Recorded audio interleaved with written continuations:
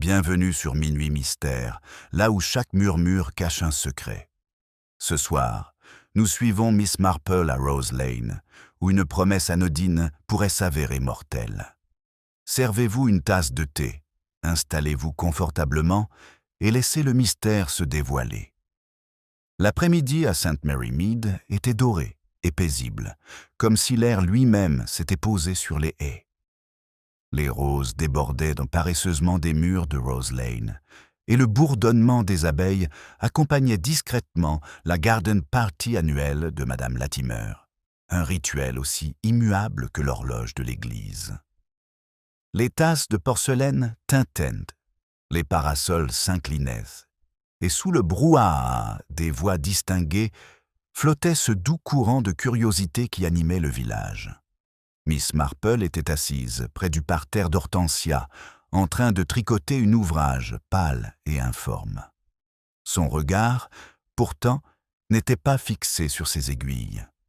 Il observait avec une attention discrète le défilé incessant des comportements humains qui se déroulaient immanquablement lors de ces réunions, le sourire figé de Madame Price Ridley, la galanterie exagérée du colonel Denham, le rire gêné de la jeune Cynthia Ray. Chaque mouvement, chaque mot, semblait une pièce d'un puzzle dont personne n'avait encore soupçonné l'existence. Madame Latimer se vantait que son jardin n'arrêtait jamais de désagréments.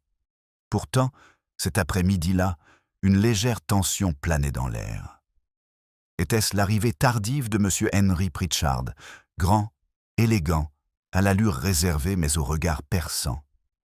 Ou peut-être cet étrange moment où Madame Latimer, en versant le thé, s'arrêta sur un nom prononcé « Rose Lane », dit quelqu'un et sa main trembla, laissant tomber une goutte sur la nappe, telle une ponctuation sombre.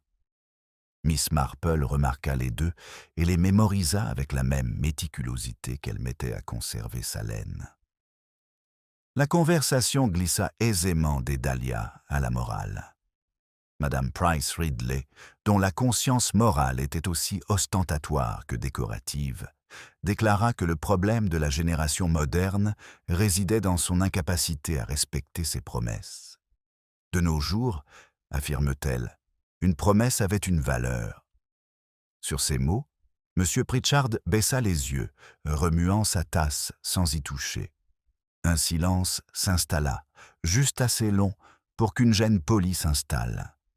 Le sourire de Madame Latimer réapparut, un peu trop éclatant. « Eh bien, ma chère, nous ne pouvons pas vivre dans le passé, » dit-elle d'un ton léger. « Non, » murmura Miss Marple, le regard fixé sur une abeille rampant sur un pétale, mais parfois le passé insiste pour vivre avec nous. La remarque serait peut-être passée inaperçue si le colonel Denham, avide de distraction, n'avait pas ri un peu trop fort. « Vous ressemblez à un personnage de conte de fantôme, Miss Marple. » « Oh, pas un fantôme, » répondit-elle d'un ton doux. « Juste un souvenir. » La phrase semblait planer sur la table. Un rappel de quoi, personne ne le demanda, mais Madame Latimer avait légèrement pâli. Elle s'excusa, prétextant devoir aller chercher d'autres serviettes, bien que sa femme de chambre l'eût déjà fait. Depuis la terrasse, Madame Ellison, l'épouse du vicaire, distribue les lots de la tombola de la confiture de prunes, un apron en dentelle et un curieux médaillon en argent qui scintillait au soleil. « Trouvé lors des travaux de rénovation de Rose Lane House, » expliqua-t-elle gaiement. « Nous l'avons trouvé plutôt romantique, ou malchanceux, » murmura M. Pritchard. Miss Marple releva de nouveau les yeux, percevant davantage le ton que les mots. Le médaillon, passé de main en main, portait au dos un seul mot gravé à peine promesse. Un détail, peut-être. Pourtant, lorsque Madame Latimer revint et le vit dans la main de Madame Ellison, elle resta figée. « Où as-tu trouvé ça ?»« Dans les vieilles boiseries de la pièce sud, » dit Madame Ellison. « Comment le savez-vous » Madame Latimer se reprit avec un rire nerveux. « Oh, je crois que cela appartenait aux anciens propriétaires. Rien d'important. » Mais sa main, lorsqu'elle voulut prendre sa tasse, trembla. Miss Marple vit la tasse s'entrechoquer doucement contre la soucoupe et pensa que c'était étrange qu'un mot aussi doux que promesse puisse susciter une peur aussi visible. Plus tard, alors que le soleil déclinait, les invités regagnèrent leur domicile par petits groupes, laissant derrière eux l'herbe piétinée et le léger parfum des commérages encore inavoués. Miss Marple s'attarda un instant près de l'arche de rose, son tricot soigneusement plié sur les genoux. Par la porte-fenêtre ouverte, elle entendait la voix de Madame Latimer, basse et pressée, parler à quelqu'un d'invisible. « Il ne faut pas en parler maintenant. Pas ici. Tu l'as promis. » Puis la fenêtre se referma brusquement. Miss Marple se leva, lissa sa jupe et descendit Rose Lane d'un pas tranquille. L'air se rafraîchissait.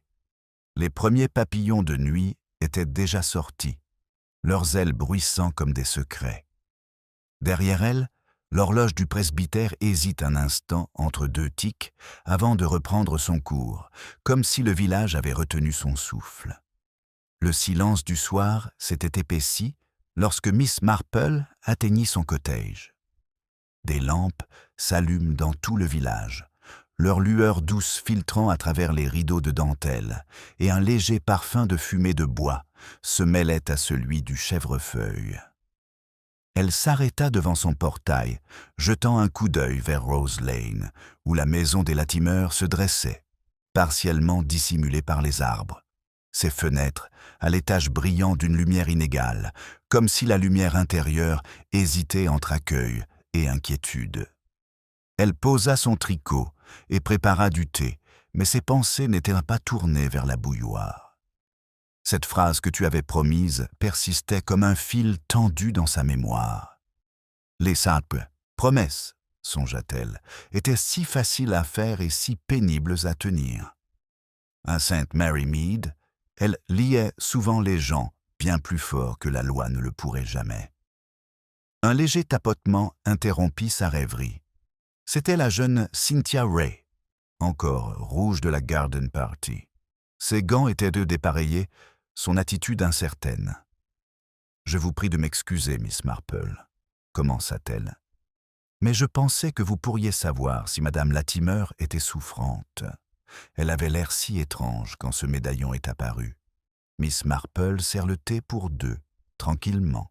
« Vous avez bon cœur, ma chère, mais j'imagine que Madame Latimer était simplement surprise. Les objets du passé peuvent parfois se comporter comme des fantômes qui surgissent au moment où on l'attend le moins. » Cynthia esquissa un sourire, mais ne s'assit pas.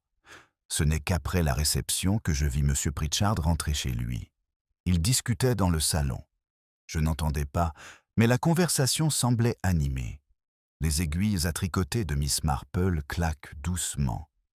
Lui et Madame Latimer sont de vieilles connaissances, je crois. Le temps n'efface pas tout. Cynthia hésita. « Crois-tu qu'il y avait quelque chose entre eux ?»« Ma chère, » dit doucement Miss Marple, « d'après mon expérience, quelque chose explique presque toujours le comportement étrange de quelqu'un. La nature de ce quelque chose prend plus de temps à discerner. » Cynthia rougit, un peu gênée, et changea rapidement de sujet.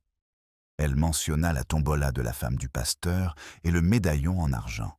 « Il était plutôt joli, » dit-elle. J'avais cependant trouvé que le mot « promesse » gravé dessus sonnait étrangement solennel pour un bijou. Oui, Miss Marple acquiesça d'une voix douce, solennelle et inébranlable, presque comme une confession scellée dans le métal. Après le départ de Cynthia, Miss Marple resta assise un long moment, la pièce silencieuse, hormis le faible crépitement du feu.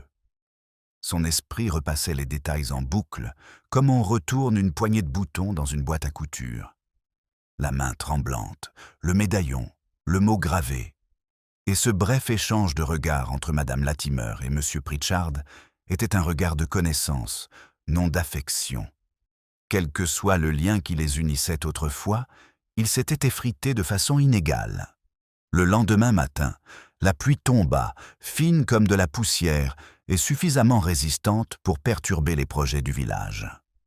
De la fenêtre de son salon, Miss Marple aperçut l'inspecteur Graves remontant l'allée à vélo, son imperméable luisant sous la pluie.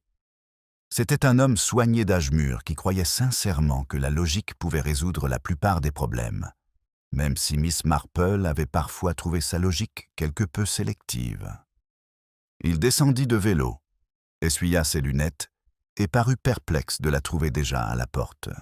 « Bonjour, Miss Marple. Vous avez entendu la nouvelle, j'imagine ?» Elle secoua la tête. Madame Latimer, retrouvée ce matin dans son salon. Cheminée à gaz éteinte, fenêtre fermée, tasse de thé intacte. Le médecin parle d'infarctus. Soudain, il fronça les sourcils. Il y a quelque chose de louche. On dit qu'elle aurait été vue en train de se disputer hier soir. Les yeux doux et bleus de Miss Marple ne trahissaient ni choc ni curiosité, seulement une compréhension sereine. Et vous êtes venu, j'imagine, pour voir si le village pourrait vous révéler ce que les preuves ne pouvaient pas vous dire. Graves esquissa un sourire ironique. Quelque chose comme ça. Tu sembles toujours être au courant des choses avant moi. Je suis contente d'écouter, inspecteur. C'est surprenant de voir combien peu de gens le font réellement.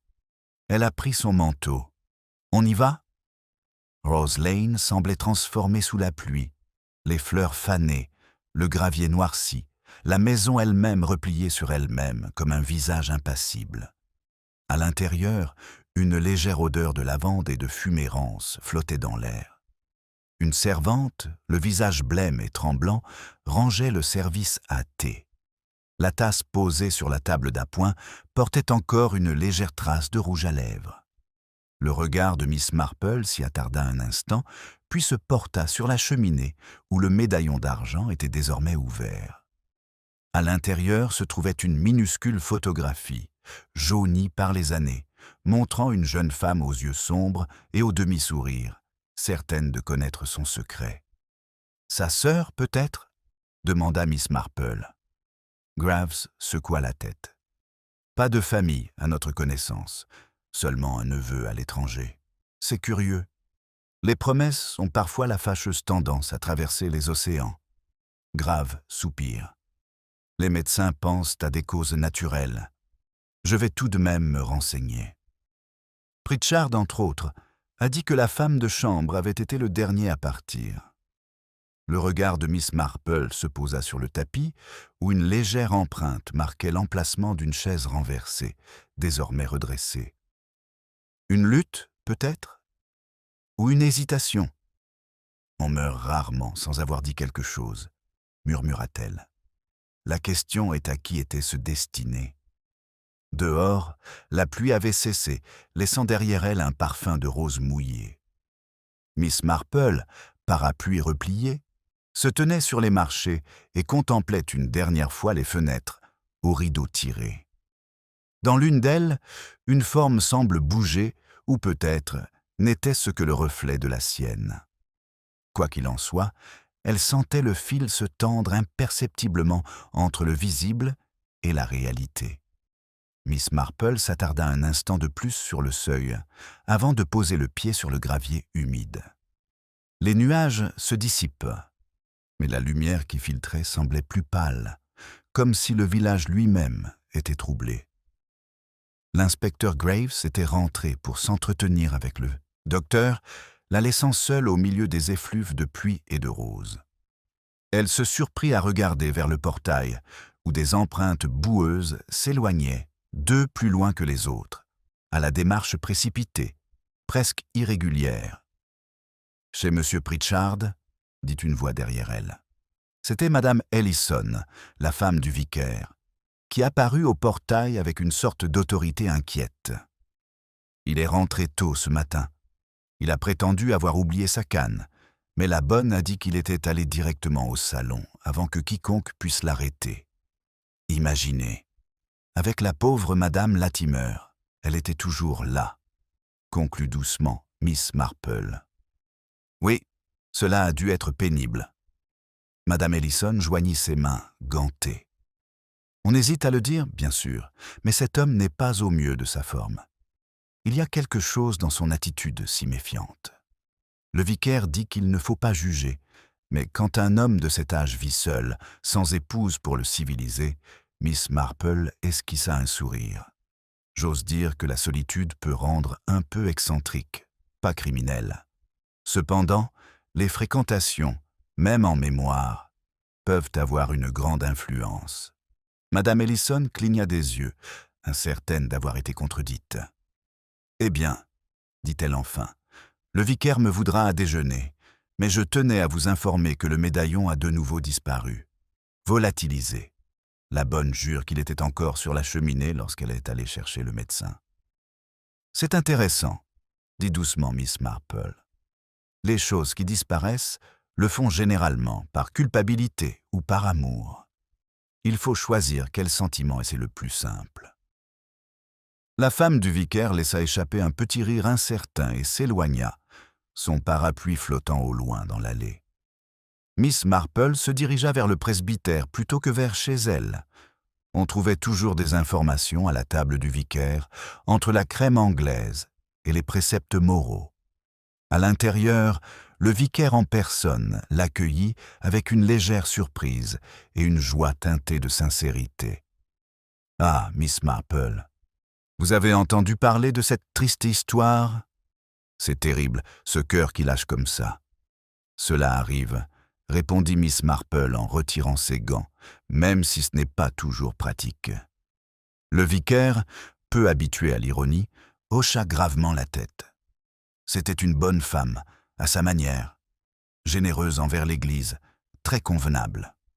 Pourtant, il y avait eu des rumeurs, il y a bien longtemps, concernant les infidélités de son défunt mari. Des infidélités financières, je veux dire. Mais rien n'a jamais été prouvé. Miss Marple remua pensivement son thé. Et M. Pritchard? Leur connaissance remontait-elle à cette époque? Le vicaire hésita, puis esquissa le sourire bienveillant de celui qui s'apprête à révéler un secret. Je le crois, il était associé junior dans le cabinet de son mari. Un homme prometteur, jusqu'à son départ pour Ceylan, je pense. Il n'est revenu que l'an dernier, et il avait bien changé. La guerre, peut-être. Ou la mémoire, dit doucement Miss Marple. Elle change aussi les gens, quand c'est gênant. En quittant le presbytère, les cloches de l'église entamèrent leur lent carillon pour l'office de l'après-midi. Le son se répandit sur le village, comme une brume digne, familière et légèrement oppressante. Miss Marple suivit le chemin, longeant le mur du cimetière, le regard fixé sur les pierres tombales où la mousse avait estompé les noms. Les promesses étaient comme des épitaphes, pensait-elle, faites pour durer, mais le temps et la culpabilité avaient cette fâcheuse tendance à en effacer les lettres. Lorsqu'elle arriva dans la rue principale, elle aperçut l'inspecteur Graves devant la poste, le visage sombre. « Miss Marple, vous aviez raison de trouver cela étrange. Nous avons retrouvé le médaillon, en possession de M. Pritchard? Non, dans le bureau de Madame Latimer, enveloppé dans du papier buvard. Mais la bonne jure qu'il n'y était pas avant. Autre chose étrange, la clé du bureau se trouvait dans le tiroir de la cuisine. N'importe qui aurait pu l'utiliser. Miss Marple inclina la tête. Une cachette découverte puis remise en place, un peu comme la conscience qui se remet en ordre après une indiscrétion. Graves lui lança un regard mêlant respect et exaspération. « Tu le dis toujours avec poésie, mais je crois que ce n'est pas fini. J'ai demandé à Pritchard de passer au commissariat. Et le neveu de Madame Latimer à l'étranger, avez-vous réussi à le joindre? Pas encore. Le télégramme arrivera demain. Apparemment, il est au Caire. » Les yeux de Miss Marple, brillants d'une lueur de compréhension, se posèrent sur la vitre du bureau de poste, où scintillait faiblement le reflet de la ruelle. Elle crut y distinguer deux silhouettes, l'une floue, l'autre distincte, empruntant le même chemin, mais pas tout à fait côte à côte. Ce soir-là, alors que le crépuscule enveloppait les toits de chaume, elle alluma sa lampe et reprit son tricot. Dehors, le silence régnait, hormis le doux clapotis de la pluie contre les vitres. Sur la table à côté d'elle, reposait un bout de papier trouvé dans le recueil de cantiques du vicaire, une vieille page arrachée d'une lettre, légèrement parfumée et décolorée, portant ces mots « Je te libère de ta promesse ». Miss Marple le contempla longuement, puis le plia soigneusement et le déposa près de sa tasse de thé. Certaines promesses, pensait-elle, ne se concrétisent que par des mots, d'autres attendent que la vérité les libère. La lampe diffusait une faible lueur dans le salon de Miss Marple, contrastant avec la pénombre bleu-gris du crépuscule. Le petit mot posé près de sa tasse, « Je vous libère de votre promesse », semblait vibrer faiblement dans le silence, comme imprégné d'une émotion contenue. Elle le retourna une fois encore, caressant du bout de l'index la légère empreinte de l'écriture. Une main de femme, ferme et élégante à la pression irrégulière, comme tracée à la hâte. Il n'y avait ni nom, ni date, seulement cette fragile déclaration de liberté. On frappa doucement à sa porte d'une voix hésitante. Miss Marple jeta un coup d'œil à l'horloge. Il n'était pas encore 9 heures, et elle se leva sans surprise. Rares étaient les visiteurs qui se présentaient à une heure pareille, à moins que leur nervosité ne l'emporte sur la bienséance. Lorsqu'elle ouvrit la porte, M. Henry Pritchard se tenait là, chapeau à la main, l'air d'un calcul inquiétant. « J'espère ne pas vous déranger, mademoiselle Marple », commença-t-il. « L'inspecteur Graves a dit que vous pourriez comprendre certaines choses mieux que la plupart des gens. Entrez donc, monsieur Pritchard, dit-elle aimablement, en s'écartant. On me dérange rarement. En général, cela ne fait que confirmer mes soupçons. » Il esquissa un sourire gêné et s'assit près du feu, le fixant du regard comme si les flammes pouvaient lui apporter l'absolution. « C'est cette histoire avec madame Latimer, » finit-il par dire. « Un choc terrible, évidemment, mais j'ai bien peur que les gens ne parlent pas comme d'habitude. » Dans les villages, observa Miss Marple en servant le thé, parler est une forme d'autodéfense. Cela permet d'apaiser sa conscience. La main de Pritchard trembla légèrement lorsqu'il accepta la coupe. « Voyez-vous, je connaissais son mari.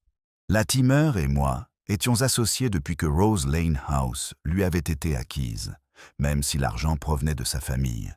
Lorsque la société a fait faillite, des rumeurs d'irrégularité ont circulé.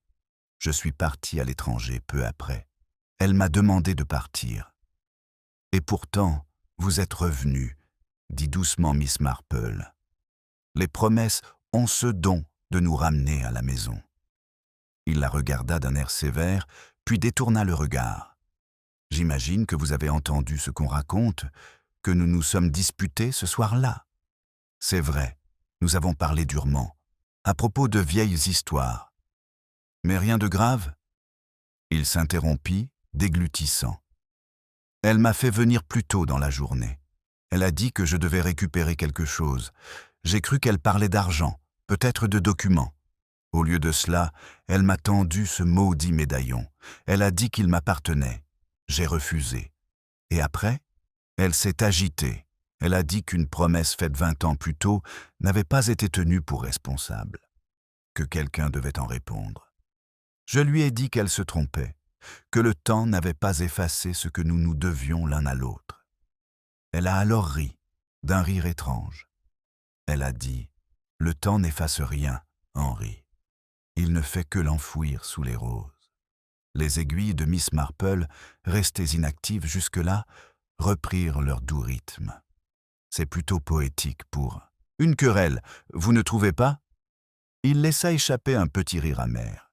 C'était une femme théâtrale, toujours friande de mise en scène. Mais je le jure, quand je suis parti, elle était vivante. « J'en suis tout à fait certaine, » dit Miss Marple d'un ton doux. « Vous me semblez être un homme plus hanté par le souvenir que par la malice. » Pritchard leva brusquement les yeux. « Alors vous me croyez innocent ? Je crois en la fragilité humaine, » dit-elle en souriant. Elle englobe un large éventail de comportements. Il se leva, soulagé mais insatisfait. « Si seulement les gens voyaient les choses comme vous, Miss Marple. Bonne nuit. » La porte se referma, et elle resta immobile, le regard fixé sur le feu. La culpabilité d'un homme, pensa-t-elle, est souvent moins révélatrice que ses paroles. Elle me tendit ce médaillon maudit. Si cela était vrai, sa réapparition dans son bureau suggérait non pas un vol, mais le retour d'une boucle bouclée, ou peut-être une conscience apaisée avant la mort. Le lendemain matin, un vent glacial arracha les pétales des roses bordant l'allée. Miss Marple, enveloppée dans un châle gris, se dirigea vers le bureau de poste où l'inspecteur Graves l'attendait, l'air inhabituellement pressé. « Vous êtes au courant, j'imagine » commença-t-il. « Du nouveau, la bonne a disparu. »« Partie » répéta doucement Miss Marple. « Disparue depuis l'aube. Elle a laissé ses affaires sur place. Nous avons prévenu le commissariat. Le docteur Hughes a de nouveau examiné le corps. Il a conclu que la cause du décès n'était finalement pas une crise cardiaque. Des traces de morphine ont été retrouvées. Elle avait été administrée dans du thé. » Miss Marple marque une pause, laissant les mots faire leur chemin. « Du thé » murmura-t-elle. « Si réconfortant, si perfide. » Grave fronça les sourcils. « Vous pensez que c'est la bonne qui a fait ça ? C'est elle qui l'a versé, peut-être, » dit Miss Marple. « Mais je doute qu'elle l'ait conçu. Les domestiques tuent rarement par souvenir, seulement par peur. » L'inspecteur laisse échapper un grognement de frustration. « Chaque fois que je crois avoir trouvé une piste solide, vous en faites de la philosophie. C'est tout simplement parce que la nature humaine est terriblement peu scientifique, inspecteur. On ment moins sur les faits que sur les sentiments. » Il soupira. « Bon, l'enquête est demain. Je ferai mieux de me préparer. Mais je parierais que ce médaillon renferme la clé, le poison, la culpabilité, ou les deux. » Miss Marple hocha la tête, mais son regard était absent. De l'autre côté de la rue, elle aperçut Cynthia Ray qui sortait de l'épicerie, un paquet serré contre sa poitrine. Le visage de la jeune fille était pâle, ses yeux cernés. Croisant le regard de Miss Marple, elle hésita, puis s'éloigna d'un pas vif, non pas vers chez elle, mais vers Rose Lane. Les sourcils de Miss Marple se levèrent légèrement. « Intéressant » murmura-t-elle. « Les jeunes portent souvent sur leurs épaules les promesses d'autrui, sans en mesurer le poids. » Elle se retourna vers l'inspecteur. « Si vous m'excusez, je crois que je vais faire un petit tour. Les roses de Rose Lane auront peut-être encore des choses à dire. » Le chemin menant à Rose Lane était glissant sous le poids des pétales tombés, que la pluie avait transformés en douces taches colorées sur le gravier. Miss Marple avançait lentement, son parapluie accroché à son bras, ses pensées aussi méthodiques que ses pas. Le village semblait plongé dans un silence de plomb, de ce silence qui suit un scandale, où chacun fait semblant de ne rien dire, mais où tous tendent l'oreille, avec une acuité décuplée. Arrivée au portail, elle s'arrêta. Cynthia Ray se tenait devant la maison, la main sur le loquet, le paquet toujours serré contre sa poitrine. La jeune fille sursauta en voyant Miss Marple. « Oh, Miss Marple, vous m'avez fait peur. Il semblerait que j'ai cet effet sur les gens lorsqu'ils s'apprêtent à faire quelque chose qu'ils préféreraient ne pas être vus en train de faire. » dit gentiment Miss Marple. « Puis-je vous accompagner ?» Cynthia hésita, puis hocha la tête, le cœur battant la chamade. Ensemble, elles s'approchèrent de la maison. Le jardin, jadis si soigneusement entretenu, commençait à se défaire de son ordre, des pétales jonchaient les allées. Une chaise était renversée sous le chêne. La nature, pensa Miss Marple, reflétait souvent l'agitation humaine avec bien plus d'honnêteté que les visages. « Je crois que vous aimiez bien Madame Latimer, » dit-elle en arrivant sur la véranda. « J'avais raison, elle était gentille avec moi. » La voix de Cynthia tremblait. Ces derniers temps, elle semblait nerveuse. Elle me faisait promettre des petites choses pour poster des lettres, sans parler des visiteurs. Je trouvais ça étrange, mais elle disait qu'il valait mieux ne pas remuer le passé. Les fantômes restent rarement immobiles lorsqu'on les y invite, murmura Miss Marple. Et l'une de ces lettres se serait-elle égarée par hasard? Les joues de Cynthia se colorèrent. Je ne sais pas. Elle m'en a donné un la veille de sa mort. Elle a dit que c'était pour M. Pritchard si quelque chose lui arrivait. Je ne l'ai pas trouvée cette nuit-là, et le lendemain matin, elle s'est évanouie, les yeux brillants. Je comptais le donner à l'inspecteur Graves, mais il avait disparu de mon tiroir. L'esprit tricoteur de Miss Marple travaillait aussi silencieusement que ses aiguilles. Et le colis, ma chère? Un autre message du passé? Cynthia baissa les yeux, surprise de le trouver encore là. Ce ne sont que quelques-unes de ses affaires. Une écharpe, une broche. Je me suis dit que son neveu pourrait les vouloir.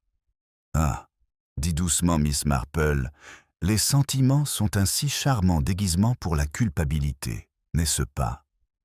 Voyons où la bonté nous mènera. Elles entrèrent dans le salon par la porte-fenêtre. L'air y était légèrement vicié, une douce odeur de rose se mêlant à une légère effluve de gaz. Le regard de Miss Marple parcourut la pièce, la cheminée, le bureau, le petit plateau où reposait autrefois la tasse de thé. Rien n'avait bougé, et pourtant la pièce semblait réaménagée, comme si l'émotion elle-même avait déplacé les meubles. Elle se pencha près de l'âtre et remarqua une légère trace de cire sur les carreaux, sans doute due à une bougie qui s'y était éteinte. « Dis-moi, Cynthia, demanda-t-elle, est-ce que Madame Latimer utilisait des bougies ici ?»« Une seule fois, lors de la panne de courant survenue pendant la tempête la semaine dernière. » Ah, pourtant, cette marque est récente. Étrange comme la lumière laisse sa trace avec plus d'obstination que l'obscurité. Avant que Cynthia ne puisse répondre, des pas se firent entendre dans le couloir.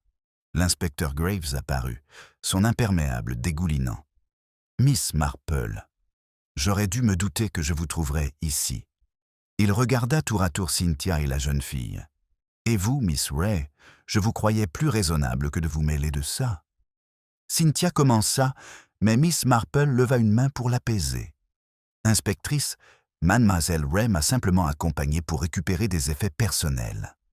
J'espère que nous ne commettons pas d'atteinte à des preuves. » Grave soupira en se massant la tempe. « Des preuves, oui, mais de quel genre? Je ne saurais dire. Nous avons appris que la bonne ne s'est pas enfuie. On l'a retrouvée chez sa sœur à Eastbourne. Elle prétend être partie parce qu'elle avait peur. Elle a dit que Madame Latimer l'avait accusée d'espionnage. »« De l'espionnage ?» répéta Miss Marple. « Cela laisse supposer des secrets qu'il vaut la peine de protéger. » Grave hocha la tête d'un air sombre. Elle mentionna avoir entendu une dispute de nuit avant le décès entre Madame Latimer et un homme. Elle ne peut dire de qui.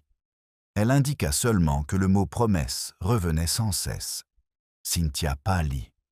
Oh, inspecteur, elle devait parler de M. Pritchard. C'était le seul homme venu cette semaine-là. Peut-être, dit doucement Miss Marple, bien que les promesses appartiennent rarement à une seule personne. Elles sont comme des nœuds où un fil en tire un autre. Grave la regarda d'un air sévère. « Vous pensez qu'il y a quelqu'un d'autre impliqué ? » « Je crois, répondit-elle, que Madame Latimer avait peur de quelque chose de vieux, et la peur du passé a souvent besoin de complices. » Tandis qu'elle parlait, le tic-tac discret d'une horloge se fit plus fort, prenant un rythme étrangement irrégulier, comme si le pendule hésitait dans son mouvement. Miss Marple se tourna vers elle, fronçant légèrement les sourcils. Sur la cheminée, une petite pendule de voyage brillait, son cadran fraîchement poli. Elle la prit délicatement et la retourna. Le panneau arrière était détaché. À l'intérieur, plié en deux, se trouvait un petit morceau de papier.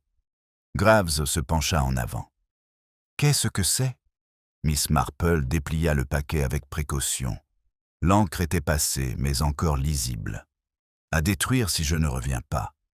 HP, c'est pourquoi. » Elle lut les mots à voix haute, d'une voix à peine audible. Cynthia a poussé un cri d'effroi. « HP, c'est Henry Pritchard ?»« Oui, » dit Miss Marple en examinant l'écriture.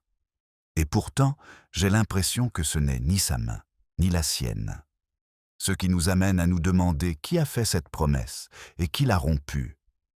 L'horloge reprend son tic-tac régulier, indifférente à leur silence. Dehors, les roses frémissaient sous la brise, leurs pétales s'ouvrant un à un, comme si quelque chose d'invisible se libérait doucement d'un poids. L'inspecteur Graves fixa le papier dans la main de Miss Marple, comme s'il allait soudainement en modifier le contenu. « Être détruit si je ne reviens pas », murmura-t-il. On dirait du chantage ou des regrets. Dans tous les cas, ce n'est pas le genre de choses qu'on glisse dans une horloge. Les horloges sont d'étranges réceptacles, observa Miss Marple en repliant le billet. Elle marque le temps, et pourtant elle le dissimule. On pourrait dire que ce message était destiné à la fois à être caché et à être mémorisé. Cynthia avait les yeux écarquillés. Mais de qui est cela? Ce n'est sûrement pas Madame Latimer qui a écrit ça. Non, dit Miss Marple en observant l'écriture légèrement ondulée. Le style est masculin, mais pas celui de M. Pritchard. Les fioritures sont hésitantes, comme une imitation apprise de l'élégance plutôt que sa forme naturelle. Grave fronça les sourcils. Alors qui d'autre avait une raison de cacher une telle chose ici? Miss Marple regarda par la fenêtre, où la pluie ruisselait légèrement sur la vitre. Peut-être quelqu'un qui connaissait suffisamment bien les habitudes de la maison pour savoir quels objets n'étaient jamais nettoyés à fond. Cynthia serra son paquet plus fort. Mais pourquoi quelqu'un ferait-il une chose pareille? Qu'est-ce qui pouvait bien valoir ça? Le bruit des roues la fit sursauter. Une automobile s'arrêta devant la maison, et un instant plus tard, la sonnette retentit. Graves s'excusa pour aller ouvrir. Miss Marple demeura près de la cheminée, le visage impassible mais vigilant. Lorsque l'inspecteur revint, sa voix trahissait une surprise teintée de lassitude. « C'est encore M. Pritchard. Il dit avoir quelque chose à livrer. Je lui ai dit que ça ne m'arrangeait pas, mais il a insisté. Alors peut-être, dit Miss Marple, devrions-nous le laisser insister. » Pritchard entra, l'air plus maigre qu'auparavant. Son pardessus était trempé, son chapeau froissé à la main. Il fit un bref signe de tête à Cynthia, mais évita son regard. « Inspecteur, mademoiselle Marple, merci de me recevoir. Je suis venu parce que quelque chose m'est revenu en mémoire. » À propos de cette nuit-là, Grave croisa les bras. « Continuez. » J'étais bien sorti de la maison, mais à mi-chemin de l'allée, je me suis aperçu que j'avais laissé tomber un papier. Une lettre. Je suis retourné sur mes pas. La lumière était éteinte dans le salon, mais il y en avait une dans le bureau. J'ai aperçu une ombre se déplacer sur le rideau.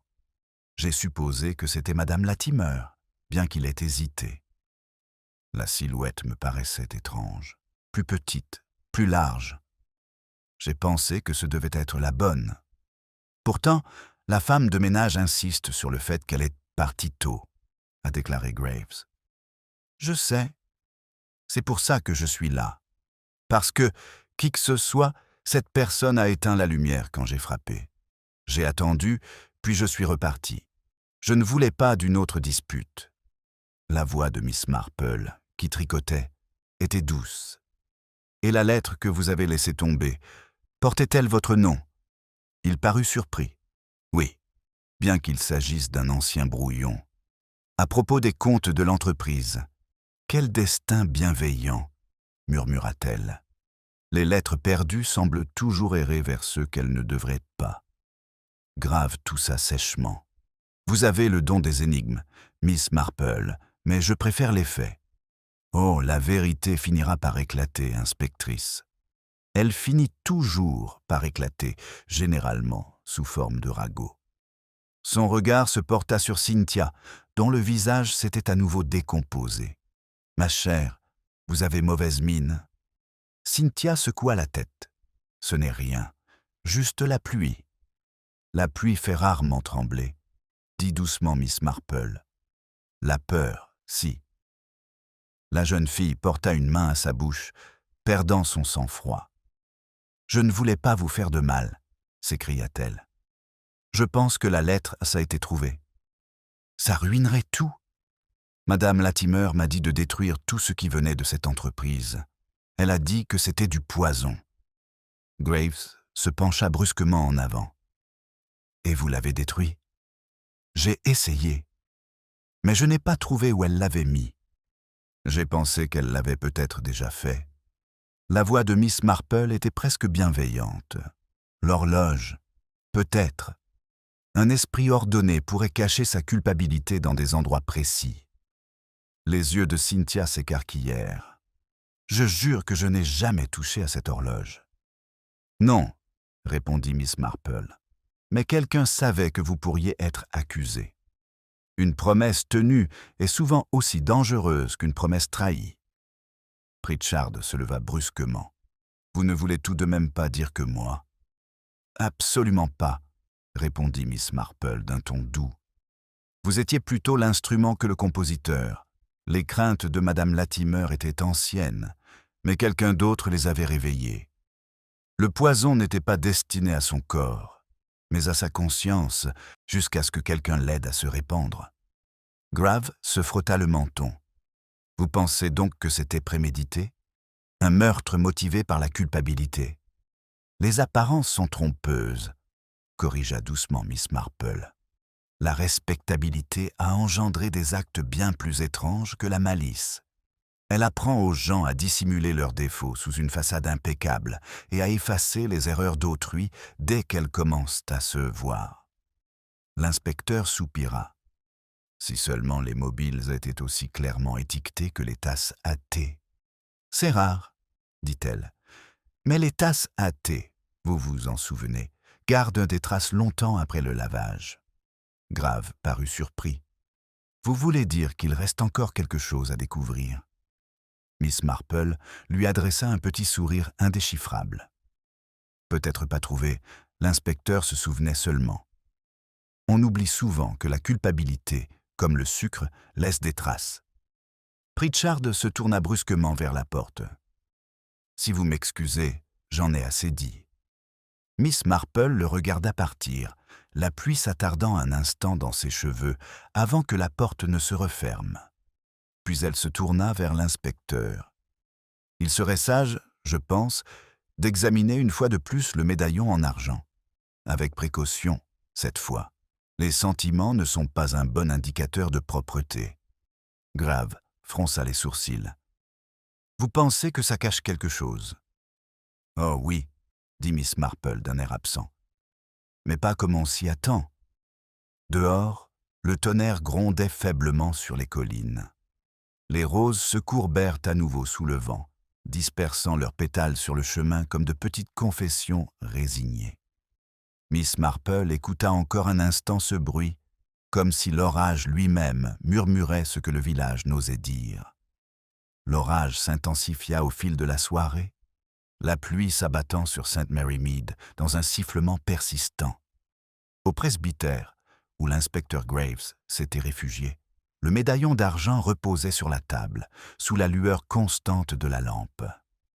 Miss Marple était assise en face, les mains jointes, le visage impassible mais concentré. Le petit objet brillait d'une innocence presque touchante, comme une relique sentimentale, mais elle le considérait comme un témoin muet. Grave se laissa aller en arrière sur sa chaise, la frustration perçant dans sa voix. Il a déjà été examiné 2 fois. Pas de compartiment secret, pas de capsule empoisonnée, pas de message caché, juste un bibelot.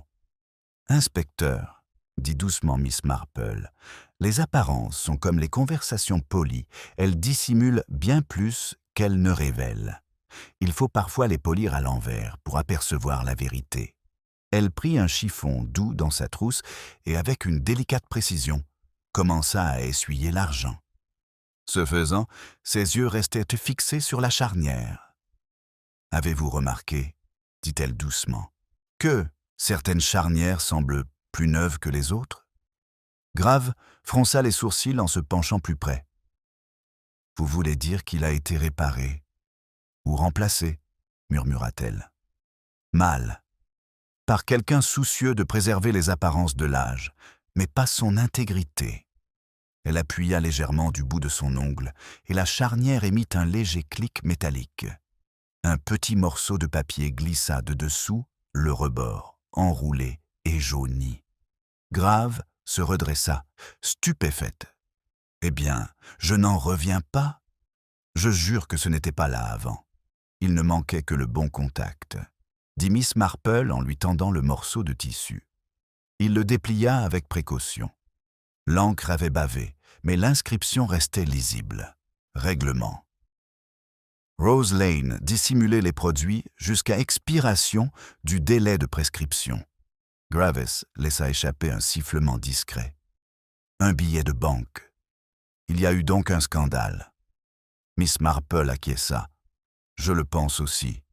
Ces choses-là sont rarement une question de passion, même si beaucoup aiment à croire le contraire. L'argent laisse une ombre plus longue que l'amour. Il fronça de nouveau les sourcils. Mais qu'est-ce que cela signifie en termes simples? Cela signifie, dit doucement Miss Marple, que le défunt mari de Madame Latimer et peut-être Monsieur Pritchard ont retenu des fonds qui auraient dû être restitués à d'autres. Peut-être un investisseur ou un associé. Et cette dissimulation exigeait un silence garanti, bien entendu, par une promesse. Grave se frotta la tempe. Et maintenant, cette promesse a coûté une vie. Ou bien, conservée, corrigea Miss Marple. Il ne faut pas oublier que le poison peut être administré par pitié autant que par appât du gain. À ces mots, la porte s'ouvrit et Madame Ellison, la femme du vicaire, entra avec un plateau. Son regard se posa aussitôt sur le médaillon. Oh, comme il est beau, poli. Vous savez, il m'a toujours fait penser au pardon, à quelque chose de précieux qui referme délicatement sur un passé douloureux. Miss Marple esquissa un sourire. Le pardon, Madame Ellison, est rarement aussi symétrique.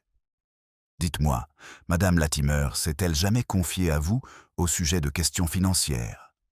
La femme du vicaire rougit. Certainement pas. C'était une femme discrète. En effet, disait Miss Marple, et pourtant, la discrétion masque souvent le désespoir. Voyez-vous, elle m'a dit un jour que la vraie vertu est comme l'argent fin. Il faut la polir sans cesse pour éviter qu'elle ne ternisse. Je crois qu'elle parlait au sens propre. Madame Ellison laissa échapper un rire nerveux, posa le plateau et s'excusa précipitamment. La porte se referma derrière elle dans un léger soupir, et Miss Marple se retourna vers l'inspecteur. « Voyez-vous, Graves, la vertu et l'argent ont ceci en commun. Tous deux deviennent problématiques lorsqu'on les néglige. » Il la regarda d'un air soupçonneux. « Vous croyez que Madame Ellison sait quelque chose? » « Je pense, dit Miss Marple, que tout le monde dans ce village sait un peu de choses, mais qu'ils se sont arrangés entre eux de sorte que personne ne ressente le poids d'en savoir trop. » Grave tapotait du doigt sur la table. « Bon, je ne peux pas arrêter toute la paroisse pour politesse. » « Et Pritchard? Si lui et feu Monsieur Latimer ont dissimulé des fonds, peut-être ont-ils menacé de les dénoncer. Cela expliquerait sa panique. » Miss Marple observait la pluie ruisseler sur la vitre. « Et pourtant, vous avez vu dans son regard, inspecteur, la culpabilité qu'il y avait était de seconde main. Empruntée. Il avait peut-être gardé le secret, mais il ne l'avait pas forgé. Vous voulez dire que quelqu'un d'autre en profitait encore, ou protéger la mémoire de quelqu'un qui l'a fait. » Elle croisa de nouveau les mains. « Voyez-vous, la culpabilité peut devenir héréditaire dans des villages comme le nôtre, transmise de génération en génération comme un service à thé en argent. On frappa à la porte avant qu'il ne puisse répondre. La femme de chambre entra, serrant contre elle une enveloppe contenant un télégramme. « Pour vous, inspecteur. Je suis de Londres. Grave l'a déchiré. Du Caire, en fait. » Les neveux ont répondu. Il dit ne pas comprendre ce qui s'est passé, mais que sa tante lui avait écrit il y a des semaines pour lui demander de l'aide concernant une vieille affaire. Il a renvoyé la lettre qu'il a reçue. Les yeux de Miss Marple s'illuminèrent. Nous pourrions alors bientôt découvrir ce qui se cachait sous ces roses. Les lettres, voyez-vous, sont comme des graines. Elles germent de façon inopportune si l'on oublie de les détruire. Graves expira, las, mais intrigué. « Vous finirez par me tuer, Miss Marple. » Elle sourit. « N'importe quoi, inspecteur. J'essaie simplement d'éviter d'autres morts. » Il rit malgré lui, mais sa joie s'évanouit lorsque le tonnerre gronda de nouveau. Le regard de Miss Marple s'était porté vers la fenêtre, où un éclair illumina brièvement la ruelle, et où, encadrée par la lueur, une silhouette se tenait près du mur du jardin, immobile sous la pluie. « Quelqu'un écoute » murmura-t-elle. Grave se retourna, mais la silhouette avait disparu, ne laissant derrière elle que la haie sombre et ondulante et le léger parfum de roses écrasées porté par la tempête.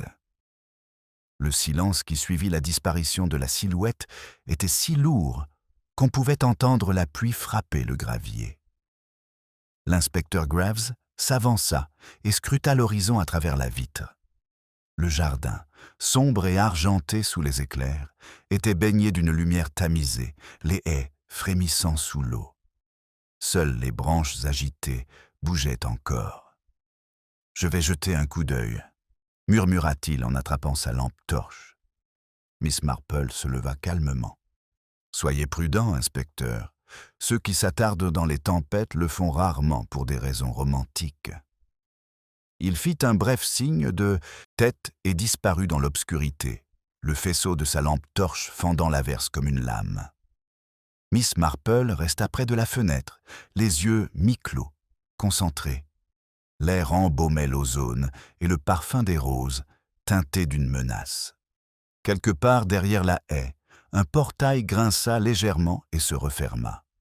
Quand Graves revint, son manteau ruisselant, son visage était sombre. Il trouva des empreintes de pas près du mur. Plus petites qu'une chaussure d'homme, peut-être une chaussure de femme. Quoi que ce soit, la personne avait attendu assez longtemps pour être trempée. Le ton de Miss Marple était doux. Alors peut-être ne regardait-il pas pour voir, mais pour écouter. « Écoutez quoi ? Pour tout ce que nous avons appris, » a-t-elle dit. « À St. Mary Mead, le savoir est une monnaie dangereuse une fois dépensée. Il est irrécupérable. » Grave reposa le médaillon retrouvé sur la table, sa patience m'amenant. « Vous pensez que c'était Madame Ellison. Elle est partie précipitamment. »« Oh non, » répondit Miss Marple pensivement. « La femme de notre cher vicaire écoute en parlant, non en se cachant. Elle ne risque jamais son teint sous la pluie. Je pensais plutôt à quelqu'un de plus jeune. Quelqu'un dont la conscience tremble plus que la volonté. »« Cynthia » demanda Graves, surpris. Miss Marple ne répondit pas immédiatement. Son regard s'était porté sur le télégramme entrouvert, posé près de la lampe. « Pourrais-je lire la réponse du neveu » demanda-t-elle. Graves a transmis le message. Il était bref, formel, avec une curieuse postface. Si tante Clara a réellement mentionné le règlement, cela doit concerner le comte de Rose Lane. Des fonds autrefois liés à Pritchard & Latimer, réclamés plus tard par un tiers nommé Ellison. Les sourcils de Miss Marple se levèrent imperceptiblement. « Ellison » répéta-t-elle doucement. « C'est une coïncidence intéressante. » L'inspecteur cligna des yeux. « Vous ne voulez pas dire le vicaire ?»« À peine, » dit Miss Marple, « bien que je suppose que sa femme gère les comptes de la famille depuis bien avant qu'il ne se mette à prêcher. Cependant, le hasard n'est qu'un euphémisme pour désigner un dessein prémédité. Il ne faut pas juger trop vite. » Un coup soudain à la porte les interrompit, sec et insistant. Grave s'approcha et revint avec la factrice, Madame Barnes, une femme corpulente dont le visage luisait de pluie et d'indignation. « Excusez-moi, inspecteur, mais j'ai quelque chose qui pourrait être utile à votre enquête. Je l'ai trouvée près du parc au début de l'orage. » Elle sortit une enveloppe déchirée, tachée d'eau, l'adresse presque effacée. Seule une ligne était lisible, Monsieur H. Pritchard, Rose Lane House. Miss Marple l'accepta avec délicatesse. Vous êtes absolument certain que cela n'a pas été publié. C'est positif. Le rabat est scellé, mais non estampillé. Et c'est lourd. Il y a quelque chose à l'intérieur. Graves prit le paquet, l'ouvrit et en sortit un chèque plié et un mot. L'écriture était sans équivoque celle de Madame Latimer. Pour votre silence et votre promesse de protéger ce qui reste. La date était 3 jours avant sa mort. Du chantage, a déclaré Graves d'un ton neutre. Elle le payait pour qu'il s'en tire. Ou le rembourser, murmura Miss Marple. Cela dépend de qui doit de l'argent à qui. La voix de Cynthia les fait sursauter tous les deux. Elle se tenait sur le seuil, trempée jusqu'aux os, les yeux écarquillés de peur. Pitié, ne le laissez pas porter le chapeau. Monsieur Pritchard ne l'a pas tué.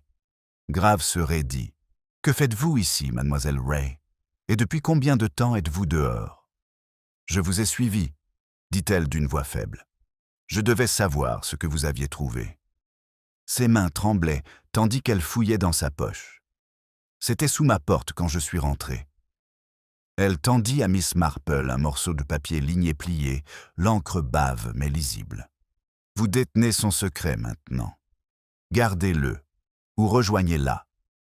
Miss Marple le lut une première fois, puis une seconde, sans que son expression ne change. Les menaces, inspecteur, sont un peu comme les rumeurs de village, elles se répandent vite, mais leur source se trouve rarement là où on l'attend. Graves jurait à voix basse. C'est réglé. Celui qui est derrière tout ça n'en a pas fini. Au contraire, dit Miss Marple en plissant les yeux. Je crois qu'ils ont presque terminé. Ils sont simplement devenus désespérés de contrôler la faim. Le tonnerre gronda plus près, faisant trembler les fenêtres. Graves se dirigea vers le téléphone. J'enverrai des agents de police surveiller mademoiselle Ray et monsieur Pritchard ce soir. Le ton de Miss Marple était doux, mais ferme. Faites-le absolument. Mais je pense qu'il vaudrait mieux surveiller aussi le presbytère. C'est étonnant comme le salut et la culpabilité se côtoient souvent. Il la regarda d'un air sévère. Tu ne peux pas penser ça. Je ne veux rien dire pour l'instant, l'interrompit-elle doucement. Mais la culpabilité, inspecteur, a une sonorité bien particulière. Elle s'exprime parfois à voix basse, même sous la pluie. Tandis qu'elle parlait, la cloche de l'église sonna 10 heures, son carillon étouffé par la tempête. Au loin, un autre bruit se fit entendre, faible et métallique, comme du verre qui se brise ou une porte qu'on force à ouvrir. Graves s'est figé. Cela venait du presbytère. Miss Marple ferma brièvement les yeux et laissa échapper un soupir. Oui. Je craignais que l'heure des aveux ne soit arrivée plus tôt que prévu. L'inspecteur Graves était déjà à mi-chemin de l'allée, lorsque Miss Marple le suivit, son parapluie serré contre le vent. La pluie fouettait les haies, et des éclairs projetaient des formes blanches et rapides sur les murs du presbytère, plus loin. Le bruit sec et fracassant qui les avait attirés semblait résonner longtemps après qu'il se soit éteint. Arrivé au portail, Graves lui fit signe de revenir, puis poussa la porte avec son épaule. La lampe du hall brûlait encore. Sur le sol, près du bureau, des fragments de verre scintillent comme de la glace. Le vicaire, pâle et tremblant, se tenait près de son bureau, tandis que sa femme, agenouillée près d'un vase renversé, ramassait les tessons avec une précision désespérée. « Ce n'est rien », dit rapidement Madame Ellison d'une voix éraillée. Le vent claqua la porte. Ce n'était pas le vent, interrompit le vicaire, le visage blême. Il y avait quelqu'un à la fenêtre. J'ai aperçu une silhouette juste avant qu'elle ne se brise. Miss Marple, imperturbable au milieu de la tempête, s'approcha. « Les avez-vous reconnus, monsieur Ellison ?» Il secoua la tête. Une simple silhouette. Mais cette sensation, eh bien, elle me glaça le sang. Graves examina la fenêtre. « Le loquet a été forcé de l'extérieur, » murmura-t-il. « Quelqu'un le voulait tellement qu'il a pris le risque de faire du bruit. » Madame Ellison laissa échapper un rire forcé. Quelle absurdité! Qui voudrait cambrioler un presbytère? De tous les endroits possibles, il n'y a rien ici qui vaille la peine d'être volé. Le regard de Miss Marple se posa sur le bureau dans le coin. Impeccable, trop rangé, trop fraîchement rangé. Sauf peut-être quelque chose à cacher, murmura-t-elle. Vous avez toujours conservé votre correspondance avec le plus grand soin, n'est-ce pas, Madame Ellison? La femme se raidit. Naturellement, la famille d'un ecclésiastique se doit de donner l'exemple. En effet, dit doucement Miss Marple, mais les exemples peuvent être un lourd fardeau, surtout lorsqu'il faut porter à la fois sa propre vertu et le péché d'autrui. Grave fronça les sourcils. Que voulez-vous dire, exactement? Avant que Miss Marple ne puisse répondre, le vicaire s'affaissa dans un fauteuil, les mains jointes comme en prière. « C'est vrai, dit-il d'une voix rauque. Nous aurions dû vous le dire plus tôt. Les fonds pour le règlement de Rose Lane proviennent de la succession de mon défunt frère. Madame Latimer était son exécutrice testamentaire. Il y avait un accord entre eux et avec Pritchard. »« Un accord, répéta Miss Marple. Ou une promesse ?» Le vicaire leva brusquement les yeux, cerné par la fatigue. « Appelez ça comme vous voulez. À la mort de mon frère, Madame Latimer avait promis de rectifier les comptes.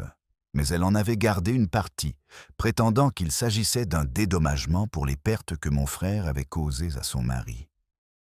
Quand j'ai découvert les documents des années plus tard, elle m'a supplié de laisser tomber. Ma femme pensait que c'était la meilleure solution. Personne ne voulait de scandale. Les mains de Madame Ellison tremblaient lorsqu'elle déposa le dernier éclat sur le plateau. « Vous ne comprenez pas, Miss Marple. L'Église repose sur la confiance. Nous ne pouvions supporter de voir notre nom sali. Alors nous n'avons rien dit.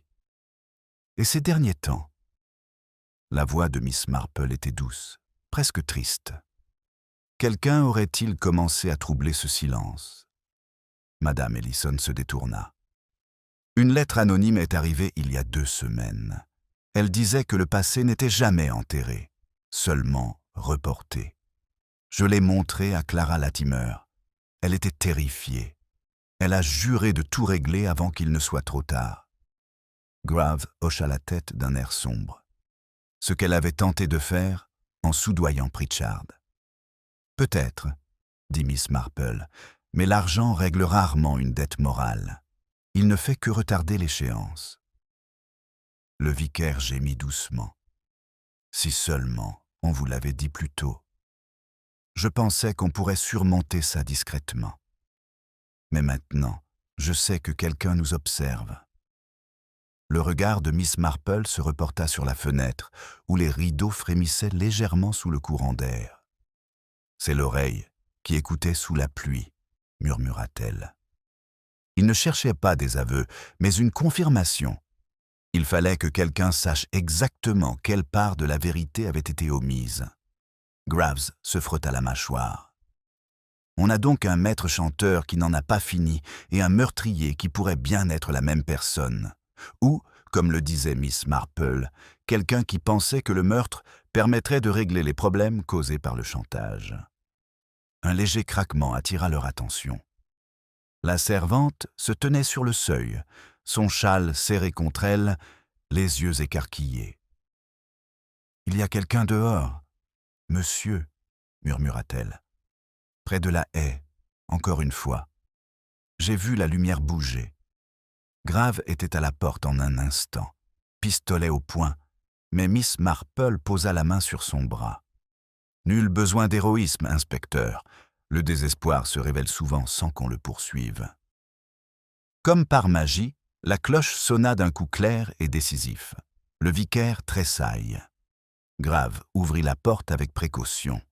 Sur le seuil se tenait M. Pritchard, trempé jusqu'aux os, le visage marqué par l'épuisement. « Je suis venu en finir, » dit-il. « Je n'en peux plus. » Madame Ellison eut un hoquet de surprise, mais Miss Marple le regarda fixement. « Alors, vous feriez mieux d'entrer et de commencer, Monsieur Pritchard. Vous voyez, Les aveux portent rarement sur ce que l'on a fait, mais plutôt sur ce que l'on a laissé se produire. Il hésite, puis franchit le seuil. La pluie derrière lui se mua en un murmure régulier, comme si l'orage lui-même s'arrêtait pour écouter. Le salon du presbytère était devenu d'un silence pesant. La pluie tambourinait aux vitres comme un métronome angoissé, l'air lourd de laine humide et de confession. M. Pritchard se tenait près de l'âtre, les épaules voûtées, le regard fuyant vers le vicaire et sa femme, comme s'il attendait un jugement. Miss Marple l'observait avec sa patience douce et inébranlable, celle qui se révélait souvent plus troublante qu'une accusation. L'inspecteur Graves s'assit en face de lui, son carnet prêt à l'emploi. « Vous avez dit que vous étiez venu en finir. Que voulez-vous dire exactement par là ?» Pritchard se frotta la tempe, la voix rauque. « Je veux dire que Madame Latimer n'est pas morte de ma main, mais à cause de quelque chose que j'ai déclenché il y a longtemps. Quand la firme a fait faillite, elle m'a supplié de garder le silence sur certaines transactions. J'ai accepté. Il y avait des innocents impliqués avec des investisseurs, des fonds paroissiaux. Je pensais que la protéger les épargnerait, mais elle n'a pas pu vivre avec ça. Elle m'a écrit cette lettre avant de mourir, me proposant de l'argent en échange de mon silence. Je l'ai déchiré. Je le jure. » Le tricot de Miss Marple restait immobile sur ses genoux. Pourtant, l'enveloppe que nous avons trouvée, qui vous était adressée, contenait encore le chèque. Il avait l'air déconcerté. Alors quelqu'un a dû le récupérer. Je n'ai jamais. Le faible cri de Madame Ellison brisa la tension. « Oh, Henry, » murmura-t-elle, « pourquoi ne l'as-tu pas détruit correctement? Tu ne vois pas ce que ça a fait? » Elle a cru que tu voulais la dénoncer. La pièce sembla se contracter autour de ces paroles. La plume de Graves s'immobilisa en plein vol. « Vous étiez au courant du paiement, Madame Ellison. » Ses mains tremblaient, impuissantes. « Oui, elle est venue me voir ce soir-là. Elle était terrifiée. Elle disait que sa promesse s'était transformée en malédiction. Elle avait écrit à son neveu, lui avait tout avoué. J'ai essayé de la calmer. Je lui ai dit que personne au village ne la croirait. Mais elle n'a rien voulu entendre. » Miss Marple leva les yeux. « Et vous avez donc préparé du thé. » Madame Ellison eut un hoquet de surprise. Je voulais seulement la rassurer. Le flacon de morphine se trouvait dans l'armoire à pharmacie. Le vicaire lui en avait prescrit une fois pour ses rhumatismes. J'en ai ajouté une seule goutte, inoffensive, pensai-je. Mais elle n'a pas fini sa tasse. Elle a dû se resservir quand j'ai quitté la pièce. Je n'avais jamais voulu qu'elle s'arrête, dit-elle d'une voix brisée. Graves expirant lentement. Vous admettez donc lui avoir donné la drogue. Des larmes brillaient au coin de ses cils. Non pas pour lui faire du mal, mais pour la calmer. Elle était hystérique, parlant de ruines, de vœux brisés. Je voulais l'aider. La voix de Miss Marple était douce mais inflexible. Et quand vous avez compris qu'elle était morte, vous avez retiré la lettre, peut-être même remis le médaillon pour faire croire qu'elle était seule et en paix. Madame Ellison leva brusquement les yeux, comme frappée de stupeur. « Comment avez-vous pu? Parce que, ma chère, tout était impeccable, » dit doucement Miss Marple. Trop impeccable. Le thé, la fenêtre fermée, le médaillon à sa place. Seule une femme habituée à la propreté, tant domestique que morale, aurait pu orchestrer une telle mort avec autant de soin. Le vicaire enfouit son visage dans ses mains. Ma femme essayait de nous sauver tous. « Non, Edward, » dit-elle d'une voix faible. J'essayais de sauver les apparences. Des éclairs zébrèrent la pièce, blanchissant tous les visages. Pritchard s'apprêtait à parler, mais Miss Marple leva la main. « Voyez-vous, inspecteur, le véritable poison ici n'était pas la morphine, mais la conscience.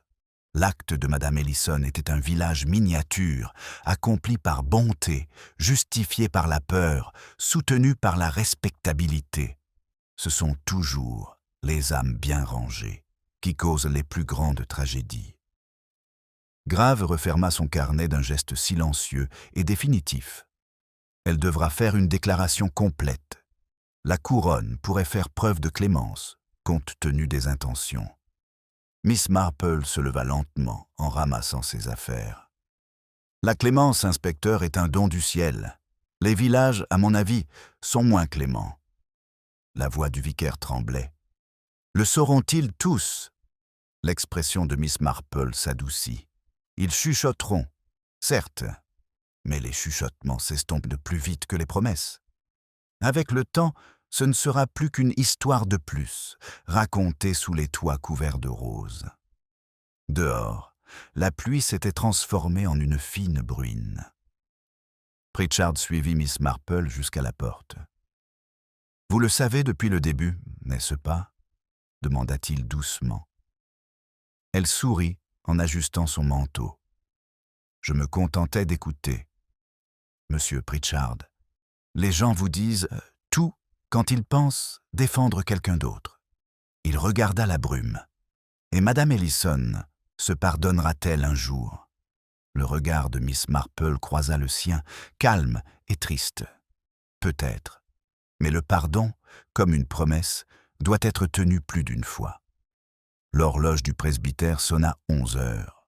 Son carillon, fin mais régulier, semblait mesurer le chemin entre la culpabilité et l'absolution. Miss Marple sortit dans l'air humide, le parfum des roses mouillées porté par la brise.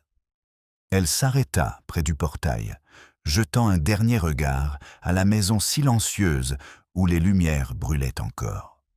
L'orage était passé, mais elle savait que le village ne retrouverait plus jamais sa même luminosité.